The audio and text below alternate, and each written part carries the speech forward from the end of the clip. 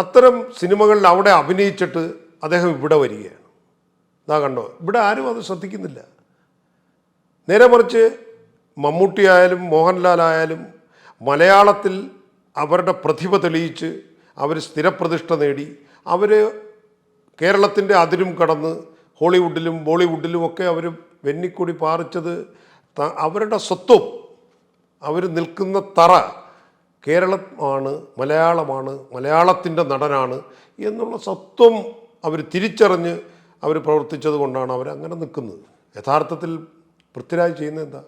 പൃഥ്വിരാജിൻ്റെ സ്വത്വം അദ്ദേഹം മറന്നിട്ട്, അദ്ദേഹത്തിൻ്റെ നിലപാട് തറ ഇതാണെന്നുള്ളത് മറന്നിട്ട് അദ്ദേഹം ബോംബെയിൽ പോയി താമസിക്കുകയാണ്.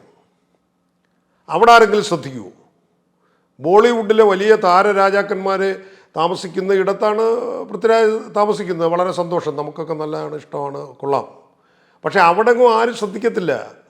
എത്ര കെടികെട്ടിയ ആളുകൾ പോയാലും അവിടെ ശ്രദ്ധിക്കത്തില്ല. പക്ഷേ ഇവിടെ നിന്ന് കഴിവ് തെളിയിച്ച് മോഹൻലാലിൻ്റെ ഒരു സീനിൽ മോഹൻലാലിൻ്റെ കൂടെ അഭിനയിക്കാൻ ഇന്ത്യയിലെ വലിയ വലിയ നടന്മാർ കൊതിക്കുക, മമ്മൂട്ടിയുടെ കൂടെ അഭിനയിക്കാൻ കൊതിക്കുകയാണ്. കാരണം അങ്ങനെയാണ് അവർ അവരുടെ ആ ഒരു കരിയർ വളർത്തിയെടുത്തുകൊണ്ട് വന്നത്. അവിടെ ചെന്നല്ല അവരെ കീഴ്പ്പെടുത്തേണ്ടത്. ഇവിടെ നിന്ന് വളർന്നു വേണം പൃഥ്വിരാജ് പോകേണ്ടത്. പൃഥ്വിരാജ് എന്തായി കാണിക്കുന്നത്?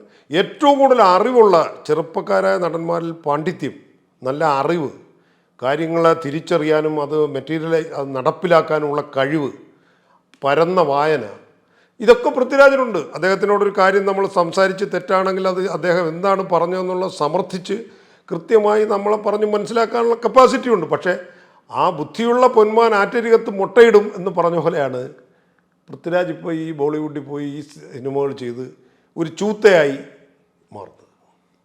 ഇവിടെ ഇപ്പം മലയാളത്തിൽ അങ്ങനെ അദ്ദേഹത്തിൻ്റെ ഉള്ള ഒരു സ്പേസ് അദ്ദേഹം കളഞ്ഞിട്ട് പോവുകയാണ്. നന്ദനം പോലെ ഒരു സിനിമയിൽ നല്ല മനോഹരമായിട്ട് ഒരു നാടൻ മുഖശ്രീയുള്ള എല്ലാവർക്കും ഇഷ്ടമുള്ള ഒരു വ്യക്തിത്വമായിട്ടാണ് അദ്ദേഹത്തിൻ്റെ ഒരു തുടക്കം.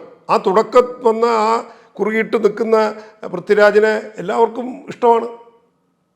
ആ നക്ഷത്ര കണ്ണുള്ള രാജകുമാരൻ എന്ന് പറഞ്ഞാൽ അന്ന് ആ കാലത്ത് നമ്മളൊക്കെ എഴുതി.